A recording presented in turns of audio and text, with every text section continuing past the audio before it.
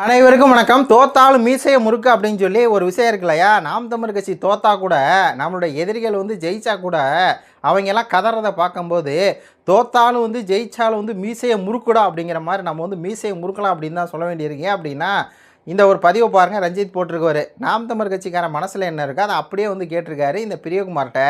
பிரியகுமார் இன்றைக்கி போட்ட 3 ட்வீட்லேயும் பார்த்தீங்கன்னா கதன்னு கதறி வச்சுருக்காப்புல. இந்த தாவைக்கு எதிராக விஜய்க்கு எதிராக விஜய் அப்படிங்கிற ஒரு அதிமுக அப்படிங்கிற கட்சியை அழிச்சிக்கிட்டு இருக்காரு. இது நியாயமா தகுமா? திமுக அவர் எதுவுமே பண்ண மாட்டேங்கிறார். உதயநிதி ஸ்டாலின் எதுவுமே பண்ண மாட்டேங்கிறாரு. அதை ஒரு நாளாக சேர்ந்துக்கிட்டு அதிமுக உடைக்கிறாங்க அப்படின்னு சொல்லி கதறினதுக்கு இவர் போட்டிருக்க பதிவு பாருங்கள். டிவிக்கே இப்படி பண்ணும் தெரிஞ்சுதானே அப்போ இருந்தே அவன் நடித்த அரசியலை நாத்தாக்கா எதிர்த்தாங்க. இதான் முக்கியமான பாயிண்ட்டு. நம்ம சொல்லிகிட்டே இருக்கோம் விஜய் அரசியலுக்கு வந்தது திமுக சொல்லி தான், அதிமுக அழிக்க தான், நாம் தமிழர் கட்சி அழிக்க தான் அப்படின்னு சொல்லி நம்ம சொல்லிகிட்டு இருந்தோம். ஆனால் அதை கேட்காம இந்த கும்பலை என்ன பண்ணுச்சு, இந்த பிரியகுமார் கும்பலை என்ன பண்ணுச்சுன்னா விஜய்க்கு செம்பு தூக்கிட்டு இருந்துச்சு. இப்போ பாருங்கள், அடுத்து பாருங்கள், நாத்தாக்கா எதிர்த்தாங்க. அப்பெல்லாம் விஜய் விமர்சனம் பண்ணாதீங்க, அவங்களும் தமிழர் தலைமை தான், நீங்கள் தான் திமுகவுடைய பிடிஎம், அதாவது டிஎம்கேவுடைய பிடிஎம், அதனால தான் திமுக எதிர்க்கிறீங்கன்னு அவதூறு பார்ப்பனவர் இப்போ உப்பு போட்டு மிளகு கேட்க அப்படின்னு சொல்லி காரசாரமாக போட்டு பொழந்து விட்டாப்புல. நாம் தமிழர் கட்சி டிவிக்கு எதிர்க்குதுன்னா அது கொள்கை ரீதியாக நம்ம எதிர்க்கிறோம். இவங்க திராவிடத்தை கொண்டு வராங்க, ஊழல் பண்ணுறாங்க, காங்கிரஸ் கட்சியோட லிங்கில் இருக்காங்க, இனத்தலைச்ச கட்சியோட ஒரு கூட்டணி வைக்கிறாரு, அதாவது கூட்டணி பேச்சுவார்த்தையெல்லாம் நடந்திருக்கு. அதில் சீமானோட விஜய் தனிப்பட்ட முறையில் பேசும்போதே நம்ம காங்கிரஸோட கூட்டணி வைப்போம்னு சொல்லியிருக்காரு. அதுக்கப்புறம் தான் சீமான் எடுத்திருக்காரு. அப்போ நம்ம கொள்கை ரீதியாக எதிர்த்தா இந்த கும்பலை என்ன பண்ணுது, நாம் தமிழர் கட்சி தாவேக்காவை டிஎம்கே காசு வாங்கி தான் எதிர்த்து சொன்ன இந்த கும்பல் இந்த ட்விட்டை பாருங்கள். அதிமுகவிலேருந்து ஆள் பிடிக்கிற வேலையில் வேகத்தை காட்டுறீங்கள, அதில் ஒரு 10% இந்த மாதிரி ஊழலாக இருக்குல்ல, ஊழல் அமைச்சராக இருக்காங்களா, அவங்கள பார்த்தீங்கன்னா ஈடிட்ட நீங்கள் சொல்லி அதில் நடவடிக்கை எடுக்கிறதுல எஃப்ஐஆர் போடுறதுல ஏன் காட்டலை இந்த தூய சக்தி அப்படிங்கிற மாதிரி ஒரு கொஸ்டின்களை கேட்டுவிட்டு 20 நாள் தான் ஆச்சு என்றால் அதே 20 நாள் தானே ஆள் பிடிக்கிற வேலையை புயல் வேத்து நடந்துகிட்டு இருக்குது.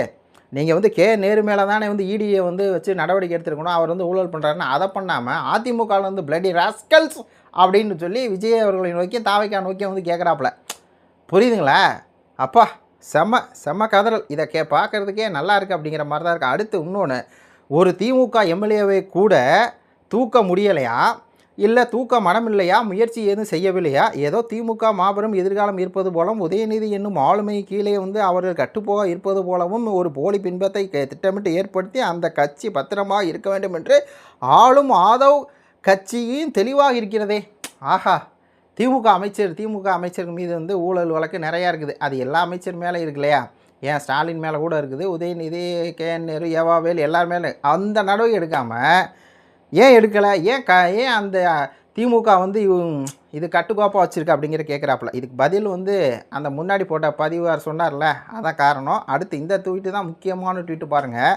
தமிழர் தலைமையிலான பிற கட்சிகளை அழித்தரணும், அதாவது நாம் தமிழர் கட்சி, அதிமுக அதெல்லாம் அழிச்சிட்டு திமுக காங்கிரஸ் 2 கட்சி தான் தமிழ்நாட்டில் உயிர்ப்புடன் இருக்க வேண்டும். திமுக ப்ளஸ் பாஜக என்று கூட்டணியை அமைஞ்சிட்டால் இன்னும் சூப்பர். திமுக 3 தேர்தலாக செய்து அதே பூஞ்சாண்டி அரசியலை பண்ணிட்டு சவாரி பண்ணி இருக்கலாம் என்று கணக்கு போடும் கட்சி தமிழ்நாடு எதிர்கால நாள் பற்றி துளியும் அக்கறை இல்லாத சுயநல அரசியல் செய்யும் தீய சக்தி. ஆஹா ஆஹா ஆஹா, எப்படி கதறாங்க பாருங்கள். இந்த பிரியகுமார் அப்படிங்கிறவர் எவ்வளோ ஒரு கேடுகட்ட நபராக இருப்பார். சோறு தான் சாப்பிட்றாரா அப்படிங்கிற அளவுக்கு இருக்குது. இப்போ எதிர்க்கிறாருங்க டிவிக்கே பண்ணுற அரசியல் தவறான அரசியலுங்க. போய் திமுக அமைச்சர்கள் மேலே கை வைக்காமல் திமுக கட்சி கட்டுக்கோப்பாக இருக்க மாதிரி அந்த உதயநிதி தலைமையில் அப்படி இருக்கணும் அப்படிங்கிற மாதிரிலாம் அவங்க பண்ணுறாங்க. ஆனால் பாருங்கள், அதிமுக அழிக்கிறாங்க, தமிழர் தலைமையான அதிமுக அழிக்கிறாங்க அப்படின்னு சொல்லி இன்றைக்கி கதற உனக்கு வெக்கமாக இல்லை பிரியகுமார் தான் இந்த இதில் கேட்கணும். இப்போ வெக்கமாக இருக்கா இல்லையா பிரியகுமாருக்கு நான் கேட்குறேன். இதே பிரியகுமார் தான் தமிழர் தலைமையான விஜய் ஏன் சீமான் விமர்சிக்கிறாரு, ஏன் சாட்டை துறைமுறை விமர்சிக்கிறாரு. இன்றைக்கி இந்த ஆள் சொல்கிற இதைத்தாயா வந்ததாயா விஜய் பண்ணுவார், அதிமுக தான் அழிப்பார், நாம் தமிழ் அழிப்பார்னு சொல்லி சாட்டை சொன்னப்போ சாக்கோட வாயின் சாட்டை எனக்கு ரகசிய தகவல் வந்துச்சு. அந்த பெண் நிறுவனத்திலிருந்து பேனோ நிறுவனம் சாட்டை சில கோடிகளை அள்ளிவிட்டார், வாங்கிவிட்டார். இட்லி கடை ரிவ்யூ பண்ணுறதுக்காக சாட்டை 25 லட்சங்கள் வாங்கிவிட்டார். எல்லாம் பேசினீல ஏன்டா அவதூறாக பேசினீல. இன்றைக்கி சாட்டை சொன்னால் தானே சரின்னு இருக்குது. விஜய் எதுக்கு அரசியலுக்கு வந்தார், திமுக அப்படிங்கிற கட்சியை திருப்பி ஆட்சி கொண்டு வரதுன்னு சொல்லி நம்ம சொல்லிருக்கோம். திராவிடத்தை திருப்பி உயிர்ப்பட வைக்க, திருப்பி பெரியார் சீமான் அவர்கள் எதிர்க்கிறாருன்னா திருப்பி உயிர்ப்பட வைக்க தான் அவர் வந்தார். இதுதான் ஃபேக்ட்டு. என்ன ஆகிப்போச்சு, திமுக ஜெயிக்க வைக்கணும், இவளை அவர் ஆட்சியில் வரைக்கணும் பிளான். அவர் ஆட்சிக்கு வந்துட்டார். திமுக அவங்க ஒன்றுமே பண்ண மாட்டாங்க. திமுகலேருந்து வந்தவர் தாயா ஆதவ். ஆதவ் ஸ்பன் பண்ணுறது எல்லாமே திமுக காசு தாயா. ஆதவ் அர்ஜுனா சமர் எல்லாம் ஒன்று தாயா, எல்லாம் ஒரே டீமு. அப்போ நம்ம சொன்னப்பையெல்லாம் வந்து தவறான அரசியல் பண்ணுறாங்க, விஜய் எதிர்க்கிறாங்க, விஜய் சீமான் எதிர்க்கிறனால அவர் ஓட்டு வங்கியெல்லாம் குறைஞ்சிரும். ஏன் எதிர்க்கிறாரு? திமுக தான் எதிர்க்கணும். திமுக சீமான் காசு வாங்கிட்டாரு, 500 கோடி வாங்கிட்டாரு, சபரீசனை சந்திச்சிட்டாரு, என்னென்னமோ சொன்னாங்க இந்த பாரிசாலம் எல்லாம். ஆனால் இன்றைக்கி பாருங்கள், எடப்பாடி அப்படமாக வீழ்ந்துட்டார். குதிரை பேச அப்படமாக நடக்குது. எடப்பாடியே போட்டு எடப்பாடி கட்சியை அழிச்சு விட்டாங்க. 108 வந்துருக்குதா, அடுத்து ஒரு 11 தேவையா?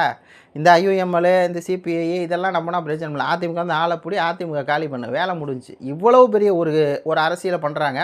இது எப்போ இந்த சாட்டாயனை கூட சொல்லியிருந்தார்ல இடையில, திமுக கூட போன தடவை பண்ணலை, ஆனால் வந்து இப்போ தாவைக்கா பண்ணுறாங்கன்னா திமுகவோட மோசமான கட்சி விஜய் அப்படின்னு சொல்லி சொன்னதை உடனே ஒரு ட்வீட் போட்டு பாருங்கள், திருப்பி வந்து திமுக நல்ல கட்சிங்கிற மாதிரி சாட்டை வந்து நரேட்டிவ் செட் பண்ணுறாரு. அதாவது சாட்டை சொல்கிற அர்த்தம் தெளிவாக நம்மளுக்கு புரியும். திமுக பண்ணாத குதிரை பேர அரசியலை தாவைக்கா பண்ணுதுன்னா திமுகவோட மோசமான கட்சி தாவைக்கான்னு சொல்லிட்டு வந்ததை அப்படி மாற்றி எல்லாத்தையுமே ட்விஸ்ட் பண்ணி பேசுகிறதுக்கு எழுதுறதுக்கு எல்லாம் தெரியும். ஆனால் உண்மை என்னென்னு எங்களுக்கும் தெரியும்ல, நாங்களும் சொல்லுவோம்ல. அப்போ இன்றைக்கி என்னாச்சு? அழிஞ்சிருச்சு. இப்போ எடப்பாடி பழனிசாமி அவர்கள் இந்த பின்னடைவு காரணமும் எடப்பாடி பழனிசாமி இந்த கும்பலை நம்பளும் தான். இந்த கிஷோர் கேசாமி, பாரிசாலம் இந்த கும்பலாக நம்பி இந்த கும்பலாம் சேர்ந்து என்ன பண்ணுது, நாம் தமிழர் கட்சியை வந்து விஜய் ஆதரித்து நாம் தமிழர் கட்சி எதிர்த்தனால, சீமான் அவர்கள் பேரை கெடுத்தனால இன்றைக்கி சீமான் வந்திருக்க இடத்துல விஜய் வந்துட்டார். விஜய் வந்து என்ன பண்ணுறாரு, இவங்களை அழிக்கிறார்.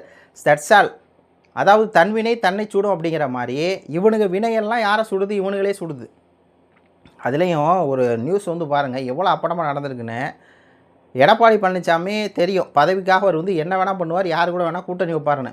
திமுகவோட கூட்டணி போக வேலையை பார்த்துருக்காருங்க சிவி சண்முகமும் எஸ்பி வேல்மணி. அதனால தான் வர்றாங்க. இவர் வந்து சரியான தலைமை இல்லை, நாங்கள் திமுக தான் கட்சி ஆரம்பித்து திமுகவோட சேர்ந்து ஆட்சி முதலமைச்சர் ஆகணும்னு சொல்லி ஒரு பாலுக்கனவு பண்ணுறாருன்னு. புரியுதா உங்களுக்கு? அதனால தான் வந்து பாண்டிச்சேரி ரெசார்ட்டில் வந்து அதிமுக எம்எல்ஏ 45-50 பேர்த்த வந்து பிடிச்சி வச்சுட்டாரு எடப்பாடி. இந்த பக்கம் ஸ்டாலின் வந்து அவங்க எம்எல்ஏக்கெல்லாம் சொல்கிறாரு, இந்த மாதிரி நான் எந்த முடிவு எடுத்தால் அது சரின்ட்டு. ஏன்னா 2 டீலிங் முடிஞ்சிருச்சு. புரியுதுங்களா? இந்த பக்கம் இந்த பக்கம் உதயநிதி உட்காந்து பேசி எடப்பாடி வந்து முதலமைச்சர், உதயநிதி துணை முதலமைச்சர்னு சொல்லி மேட்ரை முடிச்சிட்டாங்க. ஏன்னா ஸ்டாலின் வந்து எம்எல்ஏ இல்லையா, அப்படி முடித்து நாங்கள் வெளியே தான் எல்லாம் பேசிட்டாங்க.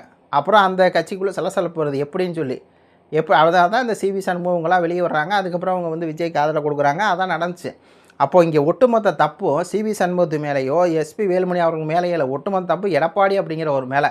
எடப்பாடி அப்படிங்கிற பதவி வெறி பிடிச்ச, பதவி ஆசை பிடிச்ச ஒருத்தரால்.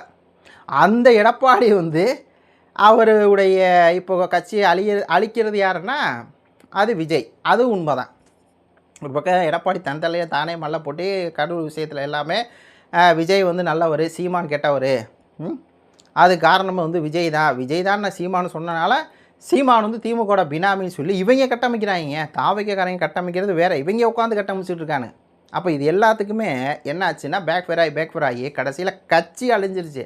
எடப்பாடி அப்படிங்கிற அந்த ஒரு ஆளுமைத்தன்மை இழந்து, நிதானம் இழந்து, எல்லாம் பேசி எல்லாம் வச்சு கடைசியில் என்ன ஆகி போச்சு, குதிரை பேரம் பேசி எல்லாம் போயிட்டுருக்காங்க. எஸ்ஐக்கு சுப்பையெல்லாம் அழகாக போய் காசை வாங்கிட்டு போய் சேர்ந்துட்டாப்புல. அவ்வளோதான் முடிஞ்சு போச்சு.